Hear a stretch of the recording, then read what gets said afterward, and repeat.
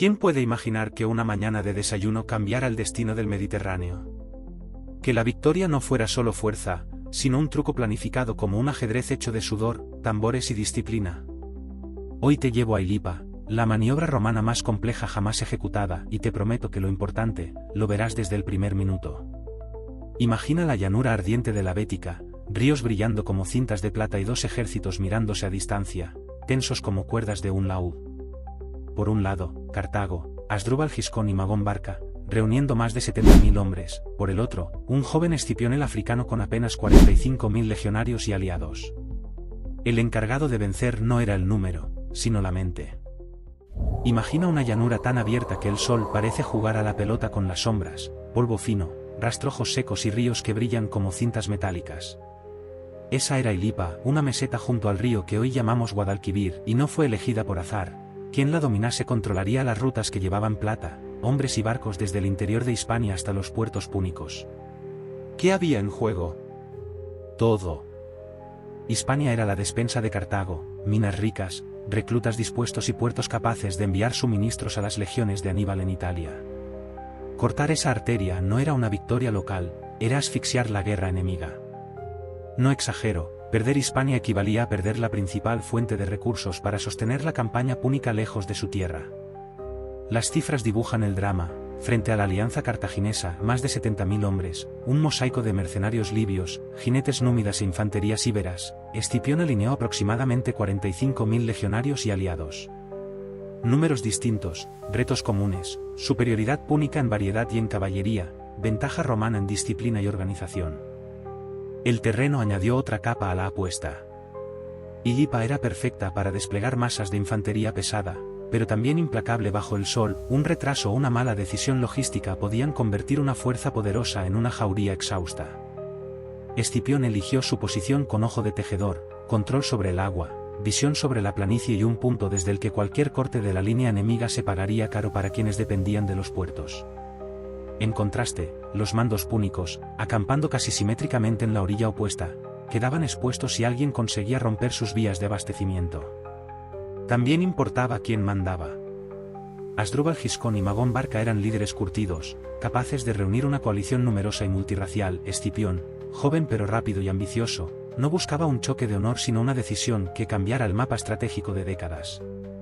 No era solo una apuesta de tropas, era una apuesta política y económica por el control del Mediterráneo occidental.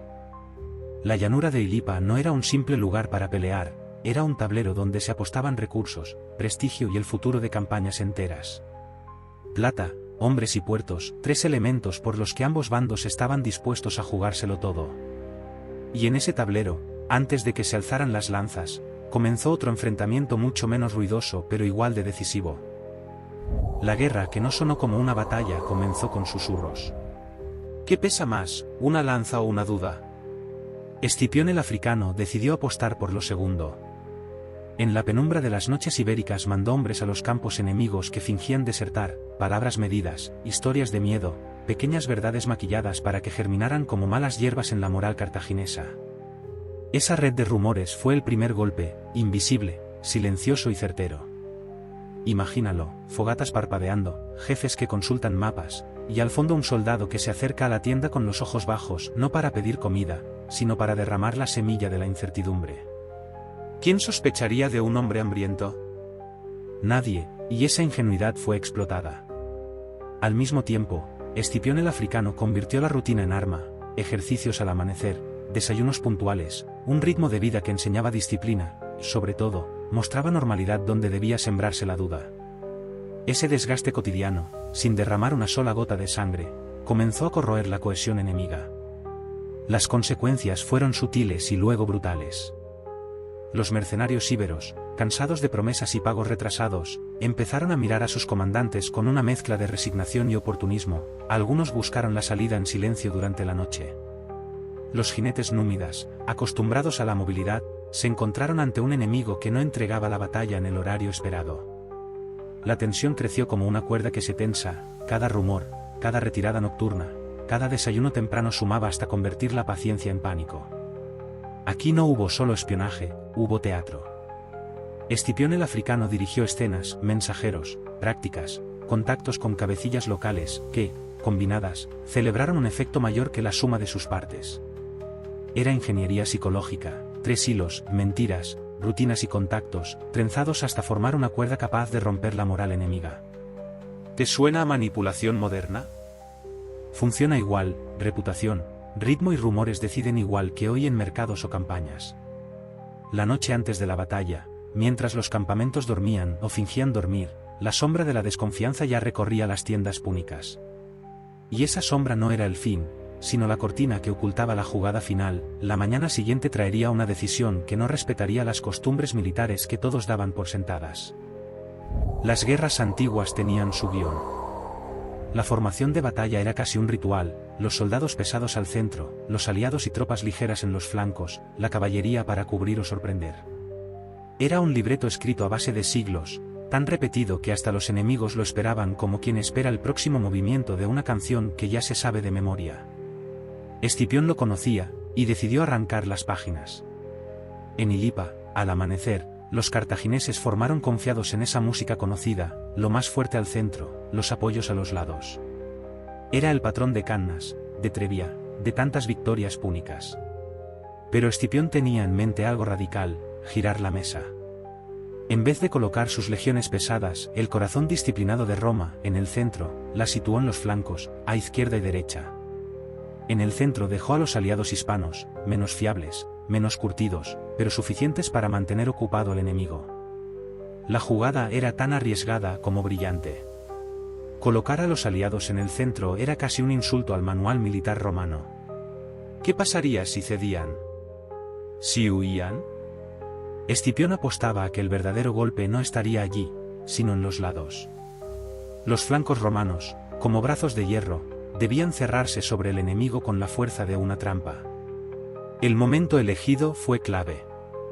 Escipión ordenó a sus hombres desayunar antes del alba y salir del campamento cuando el sol apenas despertaba. Los cartagineses, sorprendidos y aún sin comer, tuvieron que armar filas apresuradamente, confiados en que la batalla se desarrollaría con el guión de siempre. Lo que no sabían es que ese guión había sido reescrito en silencio. Imagina la escena: el polvo levantándose con el paso firme de las cohortes, los estandartes brillando al primer rayo de luz, los aliados en el centro avanzando como carnada, mientras a los costados las legiones más disciplinadas del mundo marchaban en bloque compacto, listas para atacar con la contundencia de un martillo. No era solo una inversión de posiciones, era una inversión de expectativas. Los cartagineses, al ver a los aliados enfrente, se confiaron: aquí estará el centro de la batalla.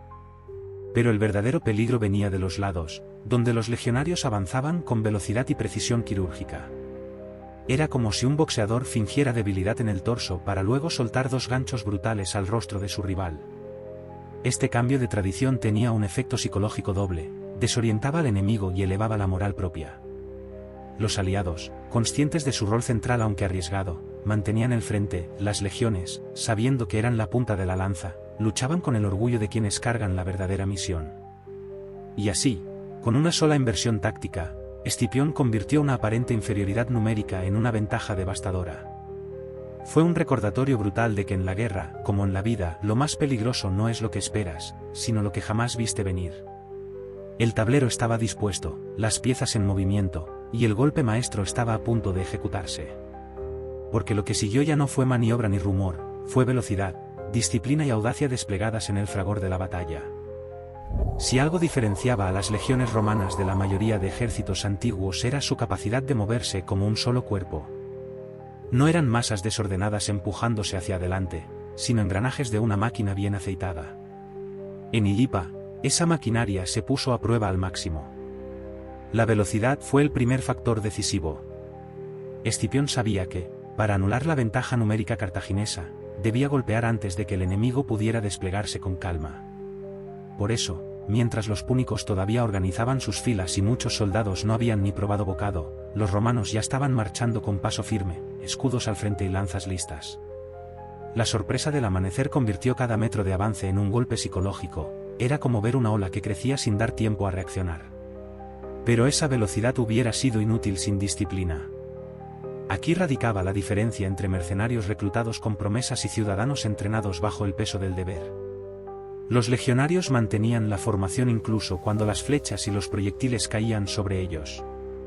La infantería ligera, velites armados con jabalinas, corría delante, hostigando sin descanso, abriendo brechas y sembrando caos, para después replegarse con precisión detrás de las líneas pesadas. No había espacio para la improvisación, cada movimiento estaba ensayado, como si todos hubiesen nacido para ese amanecer. La audacia cerró el círculo.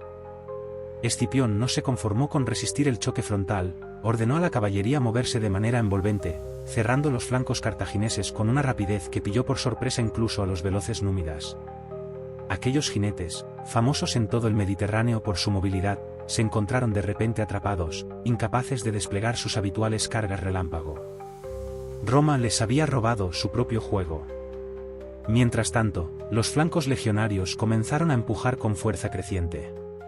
Era una pinza que se cerraba lenta pero inexorable, como dos puertas de hierro que aplastan todo lo que queda entre ellas. Los cartagineses, atrapados, intentaban enviar refuerzos desde el centro, pero la maraña de lanzas y escudos impedía reorganizarse. La batalla se convirtió en un espejo cruel, lo que debía ser superioridad numérica se transformó en un desorden donde cada contingente luchaba por sí mismo. Roma, en cambio, era un solo latido. Velocidad para sorprender, disciplina para resistir, audacia para aplastar. Tres virtudes que juntas no solo derrotaron a un ejército, sino que definieron el estilo de guerra que dominaría siglos enteros. El campo de Ilipa ya no era solo un escenario de maniobras, era una carnicería organizada, y lo que vendría después pondría números al desastre, cifras que aún hoy asombran por su brutalidad. Cuando la pinza romana se cerró, el resultado fue más que una derrota, fue un derrumbe absoluto. La magnitud del desastre en Ilipa se mide mejor en números, porque son cifras que cortan el aliento incluso 2 milenios después. Los cartagineses habían desplegado alrededor de 70.000 hombres, una mezcla de libios endurecidos, mercenarios íberos, jinetes númidas y tropas auxiliares. Frente a ellos, Escipión apenas contaba con unos 45.000 soldados, entre legionarios y aliados hispanos. La lógica numérica decía que Cartago debía imponerse, pero la realidad fue exactamente la contraria. Se calcula que más de la mitad del ejército púnico pereció o cayó prisionero en el caos de la retirada. Miles murieron ahogados al intentar cruzar apresuradamente el río, otros fueron abatidos por la caballería romana que perseguía sin dar tregua. Las deserciones se multiplicaron, especialmente entre los contingentes íberos, que al ver la balanza inclinada hacia Roma optaron por abandonar la lucha o pasarse al vencedor. Lo que había comenzado como un ejército formidable terminó convertido en una multitud desbandada. No fue solo un choque de espadas, fue un colapso moral. La coalición púnica, que parecía imponente sobre el papel, mostró su verdadera fragilidad cuando los mercenarios dejaron de confiar en sus generales. La derrota de Ilipa no se cuenta solo en cadáveres, sino en la desintegración de la confianza y la lealtad. Las consecuencias estratégicas fueron demoledoras. Cartago perdió en un solo movimiento el control de Hispania, sus minas de plata, fuente de riqueza inagotable, sus ciudades, proveedoras de reclutas, y sus puertos, esenciales para alimentar la guerra de Aníbal en Italia. Todo ese aparato logístico se evaporó en cuestión de días. Ilipa no fue solo una batalla ganada, fue el fin de la presencia cartaginesa en la península. Y quizá lo más sorprendente, Roma no solo salió con vida de un enfrentamiento desigual, sino que lo hizo más fuerte, con aliados hispanos que ahora veían en Escipión a un líder capaz de vencer lo imposible. Ilipa transformó la percepción de Roma, ya no era un competidor más, sino la nueva potencia llamada a dominar el Mediterráneo occidental. Pero en la historia, los números por sí solos no cuentan todo. Lo decisivo fueron los pequeños detalles que Escipión supo aprovechar, gestos que parecían insignificantes pero que desencadenaron consecuencias gigantescas. Y es precisamente en esos detalles donde se esconde la clave del legado de Ilipa. En la guerra, como en la vida, muchas veces no son los grandes golpes los que deciden un destino, sino los pequeños gestos, casi invisibles, que parecen no tener importancia en el momento. La batalla de Ilipa es el ejemplo perfecto de cómo decisiones aparentemente triviales se convierten en puntos de inflexión históricos. Uno de esos detalles fue el horario. Escipión cambió la rutina y obligó a sus hombres a desayunar antes del alba. Puede sonar ridículo pensar que una simple comida marcó la diferencia, pero ese acto significó que sus tropas entraran en combate con energías renovadas, mientras que los cartagineses, sorprendidos y apresurados, formaron sin haber probado bocado. En un enfrentamiento donde la resistencia física podía durar horas bajo un sol abrasador, esa pequeña ventaja calórica se convirtió en una diferencia estratégica enorme. Otro detalle clave estuvo en la comunicación. Escipión no solo dio órdenes, se aseguró de que cada oficial supiera de antemano qué papel cumpliría en la batalla. Esa claridad evitó confusiones en el fragor del combate. Mientras en el ejército cartaginés algunos contingentes esperaban instrucciones que nunca llegaron, las legiones romanas actuaban como una orquesta afinada, cada cohorte respondiendo en el momento preciso. La diferencia entre la improvisación y la preparación es un matiz invisible, hasta que comienza la batalla. El uso del terreno también fue un factor decisivo. Escipión eligió Ilipa porque sabía que el sol de la mañana daría directamente en los ojos de los cartagineses.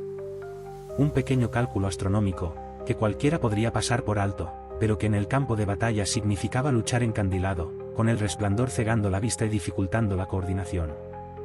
Mientras los púnicos se cubrían los ojos del brillo, los romanos avanzaban con plena visibilidad. Incluso el orden de marcha jugó un papel determinante. Al colocar a los aliados hispanos en el centro, Escipión no solo innovó en táctica, también les dio un papel simbólico, haciéndolos sentir parte central de la victoria. Ese gesto político transformó la percepción de muchos pueblos íberos, que tras la batalla se inclinaron hacia Roma al verse tratados como algo más que simples auxiliares descartables. Pequeño gesto, gran consecuencia, la romanización de Hispania comenzaba ahí, con un cambio en el orgullo de sus guerreros. Si lo piensas bien, Ilipa se ganó no solo con espadas, sino con relojes, mapas y gestos. Fue la suma de detalles invisibles que se combinaron en una sinfonía de precisión. Como cuando en la vida cotidiana alguien gana una negociación no por un discurso grandilocuente, sino por la puntualidad, el tono de voz o el silencio en el momento justo. Y de esa suma de pequeños detalles nació un legado enorme, porque lo que ocurrió en Ilipa no se quedó en aquel campo de batalla, abrió la puerta a un nuevo futuro que cambiaría para siempre el equilibrio de poder en el Mediterráneo. Ilipa no fue únicamente una batalla ganada, fue un punto de inflexión histórico cuyos ecos llegaron mucho más allá del campo polvoriento donde se enfrentaron romanos y cartagineses. Lo que allí sucedió no solo cambió el curso de la Segunda Guerra Púnica, sino que encendió una cadena de consecuencias que, de un modo u otro, aún resuenan en nuestro presente. El primer legado fue político y territorial. Con la derrota cartaginesa, Hispania pasó a ser un espacio bajo influencia romana. No se trataba simplemente de conquistar tierras, era abrir un nuevo horizonte para Roma, lleno de recursos mineros, tierras fértiles y hombres dispuestos a empuñar las armas bajo nuevas banderas. Desde Ilipa comenzó un proceso de romanización que duraría siglos, un lento tejido de caminos, leyes, lengua y costumbres que transformaría la península ibérica en uno de los pilares del imperio. El segundo legado fue estratégico. Escipión demostró que la guerra no era solo cuestión de números o de fuerza bruta, sino de creatividad y audacia. Su maniobra en Ilipa se convirtió en modelo para futuras generaciones de generales, colocar lo inesperado en el lugar clave, romper patrones, desconcertar al enemigo. No es casualidad que el mismo Escipión aplicara esa mentalidad años después en Zama, donde acabaría derrotando a Aníbal, cerrando así el ciclo de una guerra que había puesto en jaque a toda Roma. El tercer legado fue moral. Ilipa convirtió a Escipión en algo más que un comandante, lo elevó a la categoría de visionario. Entre sus hombres se forjó la imagen de un líder capaz de ver más allá del combate inmediato, alguien que inspiraba confianza incluso en la incertidumbre. Esa hora de liderazgo trascendió su figura y pasó a ser un estándar para los generales romanos, un recordatorio de que el verdadero poder no estaba en mandar, sino en lograr que miles de hombres creyeran en un plan arriesgado. Y, por último, hubo un legado invisible pero poderoso, el de la memoria. La historia de Ilipa se transmitió como un ejemplo de ingenio militar, pero también como una advertencia sobre la fragilidad de los imperios. Cartago, que había parecido invencible, se desmoronó no por falta de fuerza, sino por falta de cohesión. Roma, que parecía acorralada, emergió porque supo reinventarse en el momento preciso. Esa enseñanza viajó a través de los siglos, inspirando a estrategas, políticos y pensadores, la idea de que las batallas decisivas rara vez se ganan con lo esperado. Así, lo que comenzó como un amanecer de polvo y acero terminó como un legado que atravesó continentes y siglos. Porque Ilipa no solo decidió quién dominaba Hispania, decidió qué modelo de civilización se impondría en Occidente. Pero toda lección del pasado solo cobra sentido si la conectamos con nuestro presente, y ahí es donde la historia de Ilipa adquiere un valor aún mayor, como espejo en el que mirar nuestras propias decisiones. A día de hoy, frente a decisiones empresariales, políticas o personales, la lección de Ilipa sigue viva. A veces hay que romper lo que siempre hemos hecho, a veces hay que dar el desayuno antes que el enemigo. Liderazgo es arriesgar con conocimiento, disciplina y empatía por quien te sigue. ¿Estás dispuesto a invertir lo conocido por lo posible? Si este relato te ha servido para ver la historia con otros ojos, quédate, hay más maniobras, más personajes y más lecciones esperando en Relatos de Roma.